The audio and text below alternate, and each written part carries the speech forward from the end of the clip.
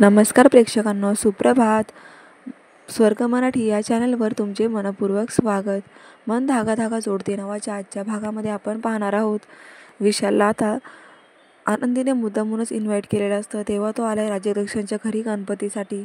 आता तो येतो आणि आनंदीला सार्थक समोर म्हणतो की वाव, किती छान दिसत आहेस तू, खूप सुंदर दिसतेस. तेव्हा आनंदीसुद्धा त्याच्याकडे बघून लाजतच हसत असते. सार्थकचा मात्र खूप जळफळाट होतो. तर पुढे आता तिथे शलका आणि रुंदा येतात. त्याही आता विशालला पाहून असं म्हणतात की आता हा कोण आहे. तेव्हा आनंदी म्हणते की हा विशाल आहे, माझा होणारा नवरा. आता घरातील सर्वांनाच आश्चर्यही वाटतं आणि धक्काच बसतो. रुंदा लगेच म्हणते काय.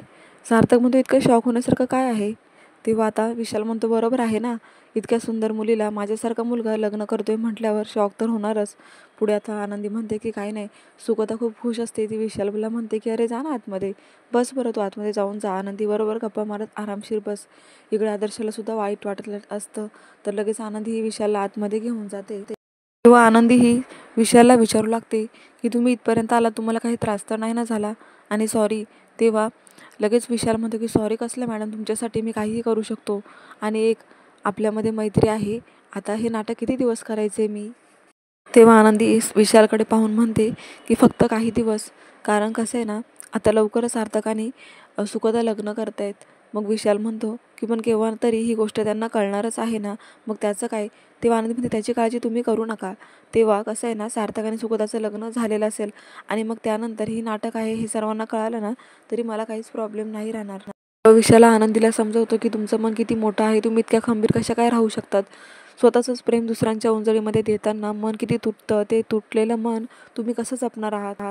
तुम्हाला काहीच त्रास होत नाही का ह्या गोष्टींचा. तेव्हा आनंदीमध्ये त्रास होतो, पण काय ना, प्रेमाची दुसरी बाजू त्याग आहे, आणि त्याग जर करायचा असेल तर आपलं स्वतःचं भलं नाही पाहिलं जात. तेव्हा आता आपण ज्या व्यक्तीवर प्रेम करतो त्याच्या भल्याचा, त्याच्या सुखाचाच विचार करावा लागतो. तेव्हा विशाल म्हणतो की खरंच तुम्ही खूपच टोकाचा निर्णय घेतायत, पण तुम्हाला पुढे जाऊन खूप पश्चाताप होईल. पण मग लगेच आनंदी विषय टाळते आणि म्हणते की मी तुमच्यासाठी काहीतरी खायला आणते, तुम्ही बसा इथे. असं म्हणून आनंदी निघून जाते. विशाल मात्र इकडे खूप विचार करत असतो. तो मनातच म्हणतो की खरंच खूप ग्रेट आहेत ह्या, एका मैत्रिणीसाठी आपलं आयुष्य पणाला लावून मुलगी मी पहिल्यांदाच पाहिली आहे. तेव्हा आता माझ्या मैत्रिणीचा आदर हा मला पुन्हा एकदा वाढला, आणि हे मैत्रीचं नाटक हे मला नाटक नसून एक खरी मैत्रीण मिळाली आहे, त्याचाच खूप अभिमान आहे. तेव्हा आता पुढे शलाका आणि रुंदा ह्या म्हणत असतात. शलाका खूपच घाबरलेली असते आणि ती म्हणते की आई, माझं तर डोकं कामच करत नाही, काय करायचं आपण. म्हणजे ही बाया घरात येणार वाटतं. सार्थक बरोबर सुखता लग्न करून ह्या घरात आली ना की मग आपली कशी वाट लावते ती. तिचं ऐकलं तर ठीक, तिचं नाही ऐकलं तरी आपल्याला बाहेरचा रस्ता दाखवणार, आपल्याला घरातून बाहेर काढणार, काय करायचं. तेव्हा रुंदा म्हणते की शांत बस ग जरा, असं काही होणार नाही. अगं शलाका, तुला माहिती आहे का त्या आनंदीचं किती प्रेम आहे सार्थकवरती. ती असा निर्णय कसा काय घेऊ शकते. मला माहिती आहे हे नाटक चालले. शलाका, माझ्यावर विश्वास ठेव, कारण आनंदी हे सगळं सार्थकने सुखदाबरोबर लग्न करावं म्हणून हा प्लॅन आहे, पण तिच्या मनात असं काहीही नाही आहे, कारण ती खरोखर सार्थकला नाही विसरू शकणार. तर रुंदा ही म्हणते की अगं त्याच्याकडे बघून वाटतं तो आनंदी आनंदी त्याच्यावर प्रेम करत असेल. नाही, आपल्याला दिसते तसं काहीही नाही आहे. विशाल हा फक्त आनंदीचा मित्र असणार आहे, आणि सार्थक आणि सुखदाचं लग्न होण्याची ते वाट पाहत आहेत. हा सर्व आनंदीने केलेला प्लॅन आहे. तो शलाका म्हणते अच्छा असं आहे का, मग ठीक आहे, आपण त्या दोघांवर लक्ष ठेवूया. तर दुसरीकडे आता आनंदी ही किचनमध्ये काम करत असते. लगेच तिथे सार्थक येतो. सार्थक आनंदीच्या बाजूला उभा राहतो आणि म्हणतो की तुम्ही नाटक करताय, मला माहिती आहे, पण तुम्ही हे का करताय हेच मला कळत नाही आहे. कारण तुमच्या चेहऱ्यावरच दिसतं, तुमच्या मनात नसलेली गोष्ट तुम्ही जेव्हा करतात ना तेव्हा ती तुम्हाला शोभतच नाही. सांगा लवकर काय चाललं आहे तुमचं, का असं करताय. तुम्हाला माहिती आहे मी तुमच्यावर किती प्रेम करतो, मी कुठे कमी पडलो तेच मला कळत नाही आहे. 6 वर्ष मी तुमची वाट पाहिली, आणि आता तर मला वेड लागायची पाळी आली होती तुमची वाट पाहून पाहून. तेव्हा सार्थक हा म्हणतो की तुम्ही इतक्या बदलून आला असं मला स्वप्नातही वाटलं नव्हतं, पण तुम्ही कल्याणी बनून आलायत. त्या कल्याणीशी मला कोणतंही नातं जोडण्यात काही इंटरेस्ट नाही आहे, पण माझी आनंदी अशी नव्हती, आणि माझी आनंदी नक्कीच कोणाच्या तरी दडपणामुळे अशी वागते, आणि त्याचं कारण मी लवकरच शोधून काढणार. तेव्हा आनंदी ही सार्थककडेच पाहत असते, आणि सार्थक तिला म्हणतो की नक्कीच मी ह्या गोष्टीचा शोध लावणार आहे, आणि असं म्हणून तो निघून जातो. इकडे आनंदी पुन्हा विचार करायला लागते. इकडे आनंदी म्हणत असते की सार्थक सर जे आता म्हणून गेले ते नको व्हायला.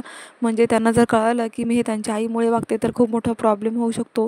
ते त्यांच्या आईबरोबरचं नातं हे तोडून तर टाकतीलच, पण मग पुन्हा माझ्याकडे येतील, आणि मला हेच नको आहे.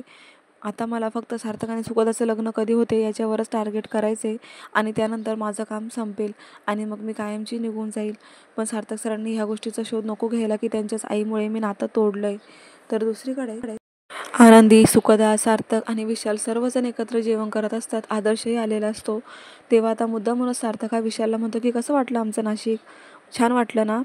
बरं मग तुमचं आनंदीबरोबर लग्न कधी आहे? काही ठरवलं आहे का? असं म्हणून आता आनंदी लगेच सार्थककडे पाहायला लागते आणि विशाल मात्र खूपच अडखळत असतो बोलायला. तेव्हा आनंदी पटकन म्हणते की नाही, आम्ही अजून असं काही ठरवलं नाही आहे, पण करणार आहोत आम्ही लग्न. सार्थक पुढे म्हणतो की मग तुम्ही दोघे एकमेकांच्या प्रेमात कधी पडलात? लगेच आता विशाल आनंदीकडे पाहतो आणि आनंदी म्हणते की म्हणजे आम्ही बऱ्याच वर्षांपासून बोलत होतो आणि त्यानंतर आम्हाला प्रेमाची जाणीव ही 6 महिन्यांपूर्वी झाली आणि मग आम्ही ठरवलं की रिलेशनमध्ये राहायचं. तेव्हा आता सार्थक म्हणतो की विशालला माहिती नाही की ही गोष्ट? नाही म्हणजे विशाल काही बोलत नाही आहे ना? तेव्हा आता सुखदा लगेच सार्थकला शांत बस म्हणते आणि त्यानंतर आता विशाल पुन्हा म्हणू लागतो की असं काही नाही आहे. मग सार्थक म्हणतो मग तुला नाही आठवलं का तू कधी प्रपोज केले ते? मग आता विशाल म्हणतो तसं नाही आहे, आश्रमात आम्हाला दोघांना सोडून सगळ्यांना माहीत होते की आमचं रिलेशन आहे. मग त्यांनीच पुढाकार घेतला आणि आम्हाला दोघांना एकत्र आणलं. तेव्हा सुखदा म्हणते वा, भारीच आहे तुमची तर प्रेमाची गोष्ट. मध्येच आता सुखदा ही म्हणत असते की काय गं कल्याणी, मला आतापर्यंत एकदाही तू बोलली नाहीस. लगेच सार्थक म्हणतो तेही अचानक ठरलं असेल ना त्यांचं. लगेच आनंदी म्हणते असं काही नाही आहे, आम्ही आमच्या एकमेकांच्या प्रेमात कधी पडलो हेच आम्हाला कळालं नाही आणि मी सांगणारच होती पण अजून माझं लग्नाचं फिक्स नव्हतं. तेव्हा आता सुखदा ही म्हणते की सार्थक तुला भाजी वाढू का? पण सार्थकला हे ऐकून खूप असं वाईट वाटत असतं आणि तो म्हणतो सुखदाला की आता खूप पोट भरलंय आणि जेवायची इच्छा नाही आहे. असं म्हणून सार्थक भरलेल्या ताटावरून उठून निघूनच जातो. इकडे सुखदा विचार करायला लागते की सार्थकला अचानक काय झालं? तेव्हा आता आदर्श लगेच विषय बदलतो आणि म्हणतो की नाही नाही, त्याला काय झालेलं नाही आहे. पण मग तुम्ही विशाल कुठे राहता, कुठे तुम्ही? नाशिकमध्येच ना? मला सुगता म्हणते आई इथेच आहेस का तू मुक्कामाला? बरं ठीक आहे, मग उद्या आमच्या गणपतीचे विसर्जन आहे तेव्हा तू उद्या पुन्हा इथे ये. असं म्हणून आता सुखदा ही खूपच एक्सायटेड झालेली असते. तर आदर्श हा आनंदीकडे पाहत असतो. तर आनंदीच्या इथे डोळ्यात पाणी आलेलं असतं. तर पुढे इकडे आनंदीच्या आईबाबांचं गणपती विसर्जनाबद्दलचं बोलणं चालू असतं. तेव्हा अण्णा हे मनोजला म्हणत असतात की झाली आहे का सर्व तयारी? तर लीना म्हणते हो हो झाली आहे ना. मग आता मालती म्हणत असते की किती लवकर गणेशोत्सव संपला ना. कसं आहे ना, गणपती बाप्पा हे कायमच आपल्यासोबत आहे, पण हा त्यांचा उत्सव आहे म्हणून एवढंच. मग घरात जल्लोष हा असतोच. मग आता लीना म्हणत असते की हो ना, ते गणपती बाप्पा जायचे हे म्हटल्यावरच जीव कसा हे व्हायला लागले ना. खूपच वाईट वाटते की बाप्पा आपल्या घरातून चाललेत. पण पुढे आता अण्णा म्हणत असतात की लहानपण खूप वेगळं होतं, लहानपणी आम्ही खूप मजा करायचो, पण आता ते दिवस राहिलेच नाही आहेत. काळानुसार दिवस बदललेत ना. तेव्हा मनोज म्हणतो अहो काळानुसार माणसंसुद्धा बदलतच चालली आहेत. मग लीना म्हणते की मी विसर्जनासाठी लाडू बनवलेत आज, पण माझ्या हाताची चव काही बदललेली नाही आहे तशीच आहे. असं म्हटल्यावर लीनाचं आता सर्वच कौतुक करत असतात. तर दुसरीकडे आनंदी ही पुन्हा विशालबरोबर भेटते. विशाल हा खूपच घाबरलेला असतो. तो म्हणतो की मॅडम मी सार्थक सरांसमोर जास्त बोललो का? तुम्हाला वाईट वाटते का? तेव्हा आनंदी म्हणते नाही, तुम्ही एकदम योग्य बोललात. जशी सुरुवात करायला हवी होती आपल्या नाटकाची सेम तशीच केली आणि त्यामुळेच सार्थक सरांचा सुद्धा विश्वास बसला असेल. विशाल म्हणतो की मॅडम तुम्ही खरं बोलताय ना, तुम्हाला राग तर नाही ना आला? आनंदी म्हणते अहो खरंच मला राग नाही आला. जे माझ्या मनात होतं ना तेच तुम्ही त्यांच्यासमोर बोललात ना, हेच नाटक योग्य झालं. तेव्हा आता विशाल हा आनंदीला म्हणत असतो की मला जे सुचलं ते मी बोललो, माझ्या मनातून जे बाहेर आलं तेच बोललं गेलं. तेव्हा आनंदी म्हणते बरं ठीक आहे. विशाल म्हणतो आता खूपच उशीर झाला, मी निघू का? असं म्हणून आता आनंदी म्हणते ठीक आहे जा तू. तेव्हा आनंदीसुद्धा पुढे जात असते आणि विशाल मागून विचार करत असतो की असाच विश्वास कायम ठेवा माझ्यावरती. मी तर म्हणतो की कायम माझ्या आयुष्यात तुमच्या मुलीसाठी वेलकम आहे. तुमच्यासारखी जोडीदार जर मिळाली तर मी जगातील सर्वात भाग्यवान मुलगा स्वतःला मानेल. तेव्हा आता विशालसुद्धा आनंदीच्या प्रेमात पडला हे इथे स्पष्ट झालेलं आहे. आनंदी मागे वळून बघते तर विशाल तिला बाय करत असतो. तर पुढे आता लीना ही मनोजला झोपेतून उठवत असते. तेव्हा मनोज काही उठत नसतो. तर इकडे लीना त्याला म्हणत असते की अहो उठा ना, अण्णा आणि आई कधीच उठले आहेत, लवकर उठा बरं. तेव्हा मनोज हा नाटक करत असतो. तो आता जागी तर असतो पण त्याला लीनाची मजा घ्यायची असते. तेव्हा आता तो म्हणतो की काय का कशाला उठवतेस, ये बरं, आणि जवळच तिला ओढतो. त्यानंतर लीना म्हणते हे काय तुमचं सकाळी सकाळी? अहो आज खूप कामं पडली आहेत, आज गणपतीचं विसर्जन आहे, मला तयारी करायची आहे. तेव्हा आता प्रेम करायला अख्खं आयुष्य पडलंय ना. मग लगेच मनोज म्हणतो पण हे प्रेमाचे काही 4 क्षण हे कधीच संपू नये असंच मला वाटत असतं. आपल्यात कायम प्रेम असावं असं मला वाटतं लीना. तेव्हा तो पुन्हा आता लीनाला जवळ घेत असतो. तर लीना म्हणते सोडा ना मला. अहो अण्णा आणि तिकडे आई आवाज देत आहेत. तेव्हा मनोज म्हणतो की अगं मला ना आपलं प्रेम पाहून असं कधी कधी वाटतं की आनंदीचं काय आयुष्य आहे. तिला ना प्रेम ना एखादा चांगला व्यक्ती. तिने काय करून घेतले तिच्या आयुष्याचं, मला तर तिचीच काळजी वाटते. प्लीज लीना, तिचं आयुष्य पाहून मला असं वाटतं की तू मला कायम साथ देशील ना, मला सोडून तर नाही ना जाणार. तेव्हा लीना म्हणते की असं काही मनात आणू नका, मी तुम्हाला सोडून कुठेही जाणार नाही आहे. जितकं तुमचं माझ्यावर प्रेम आहे तितकंच माझंसुद्धा तुमच्यावर खूप प्रेम आहे.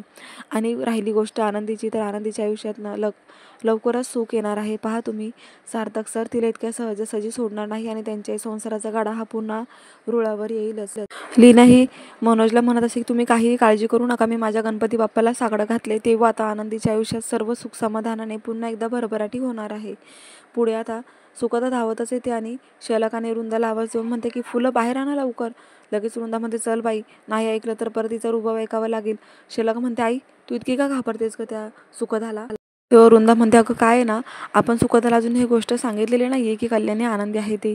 तेव्हा आता हे एवढं डोक्यावर जड पारडं आहे ना, तोपर्यंत आपल्याला तिच्यापासून घाबरूनच राहावं लागणार आहे. कारण आता लग्न आहे ना सार्थकचं, त्यामुळे तोंड बंदच ठेवावं लागणार आहे. पुढे आता त्या दोघी फुलांचं ताट उचलून बाहेर निघून जातात. लगेच आनंदी देवाच्या पाया पडायला तिथे येते आणि तिच्या मागून सुद्धा तिथे येते. त्या आनंदीला पाहून म्हणतात की खूप सुंदर दिसतेस तू आनंदी. तेव्हा आनंदी म्हणते तुम्ही माझं कौतुक करताय. सुधा म्हणते की हो, मला कळालंय विशालबद्दल, तू लग्न करतेस ना. मग आनंदी म्हणते म्हणून माझं कौतुक करताय का. हो, पण आता तरी माझ्यावर विश्वास ठेवाल ना तुम्ही. तेव्हा आता मी तुमच्या आणि तुमच्या मुलाच्या आयुष्यात येणार नाही याची खात्री झालीच असेल तुम्हाला. मी तुमच्या घरात तुमच्या मुलाला परत त्या आधीच्या गोष्टी आठवून द्यायला आलेली नव्हती, हे तुम्हाला आता सिद्ध झालंच असेल. तेव्हा आता सुधा म्हणते की हो, ते ठीक आहे. तुझ्या लग्नाची गोष्ट ऐकून मला खरंच खूप आनंद झाला आणि तुझ्या या निर्णयामुळे मी आता कायम आयुष्यभर तुझी ऋणी राहणार आहे.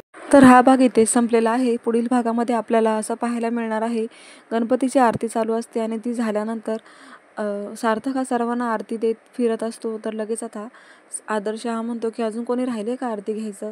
लगेच सार्थकचा आनंदीकडे लक्ष जातो आणि तो जोरात म्हणतो हो आनंदी, अजून आरती घ्यायची राहिली आहे. लगेच सुखदा ही सार्थकच्या समोर येऊन म्हणते की अरे, तू कल्याणीताईला आनंदी का म्हणालास. तेव्हा सार्थक मात्र ह्या प्रश्नाचं उत्तर त्याच्याकडे नाही आहे.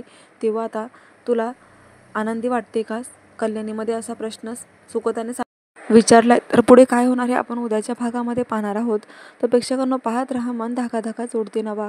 अशाच मालिकांचे अपडेट पाहण्यासाठी चॅनलला सबस्क्राईब करा. स्वर्ग मराठी. धन्यवाद.